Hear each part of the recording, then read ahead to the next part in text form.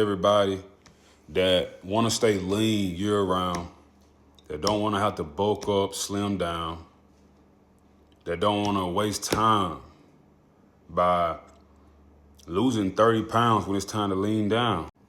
This is what you have to consume right here, fish.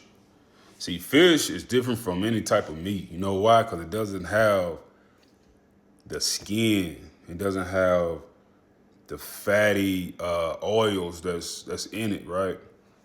And the reason why you should have this in your diet is because we've been bamboozled to feel full all the time. We're not supposed to feel full, right? That's too much food for your body. If you're feeling full all the time, it's too much food for your body, right? Now, I know the holidays and yeah, we ate cake, whatever. But if you want to stay in shape, bro, it has to be the base of your diet. Now, for me, I do the sockeye salmon. Sockeye salmon, it doesn't have all the oil in it, and it's a real fishy taste. Now, if you do the tilapia from Walmart, if you do the farm-raised salmon, that's good too. But I would advise to stay away from, especially the tilapia from Walmart, because it has carbon monoxide in it. And that's bad for you. They just put that stuff in there for it to last longer, which we already know that, right? But, so word of advice, if you want to stay lean year round, if you want to look the best, fish, it's got to be there. You know, when I was in college, I used to eat like 5,500 calories a day, right? That's how I got my shape. I'm glad I started when I was a youngin' though.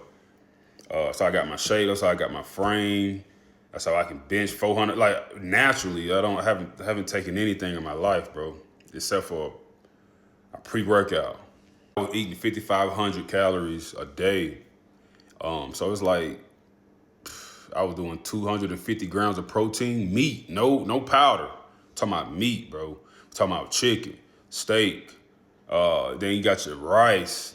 That stuff ain't good for you because, man, believe it or not, that stuff makes you a diabetic. It makes you a diabetic, you know. But eating all that meat, for me, it's not good. It makes my body inflame more, have more inflammation because I work in oil and gas and my sinuses and stuff, man. But when I eat fish, bro, I feel a lot better. But when I start eating too much meat and carbs, yo, my body just be full of inflammation. Got to blow my nose. And so for me, now I'm not saying I don't eat that stuff, but this is the base of my diet. Honestly, I spend about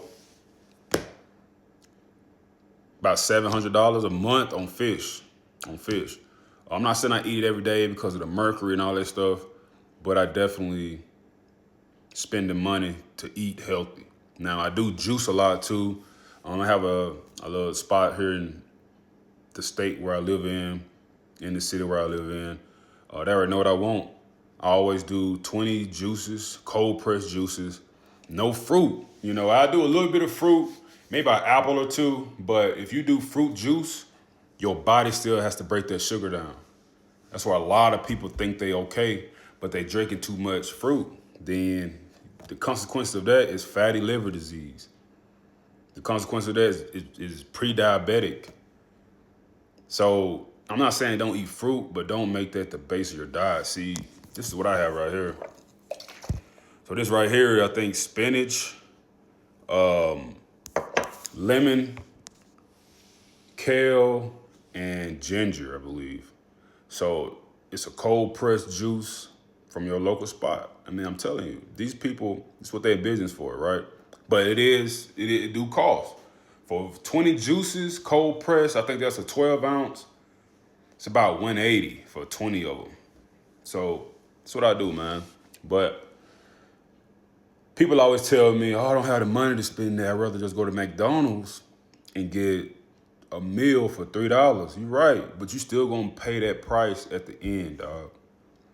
You still gonna pay them doctor bills, them medical bills, them pills, and not even the fact that your people gonna be on your deathbed because you just had a stent put in. Because all that stuff that you eating, rice, oatmeal, Snicker bars, chips. Like I eat chips, right? but I do it in moderation. It's not the base of my diet. Exercise, man. Get your heart rate up. See, I got an EKG. I don't think that's what it's called, but it's a stress test. I got a stress test done maybe 2 months ago or 3 months ago because my pops had a heart attack in July, right? So when we got back, because I was down in Mississippi or whatever, but when we got back, I scheduled me an appointment. I'm like, man, I'm gonna go see what my heart looking like, because that's my dad, right? And I posted a picture of it, but everything was good. I hooked me up to the machine. She was on the computer, monitor how my heart was. Thing that's abnormal, they see it on the stress test. And they put the gel on your chest. You can see your left vein open up. This blood go. It's crazy. So I advise anybody, go get that done, man. Your job probably pay for it. Go get it done. See where your numbers at. See, my community, we so like we put stuff off, man. Like, hey, I figured out when something happened. Nah, man. I told myself my pops had a heart attack. I'm not doing that. Every year I'm gonna get my stuff checked. Sometimes 3 times, 4 times a year, man. Get my blood drawn. Make sure my diabetes, my sugar levels are not too high. And there's ways to bring that stuff back to normal. You just gotta fast. You can't eat nothing for 3 days, bro. Your body will go back to normal.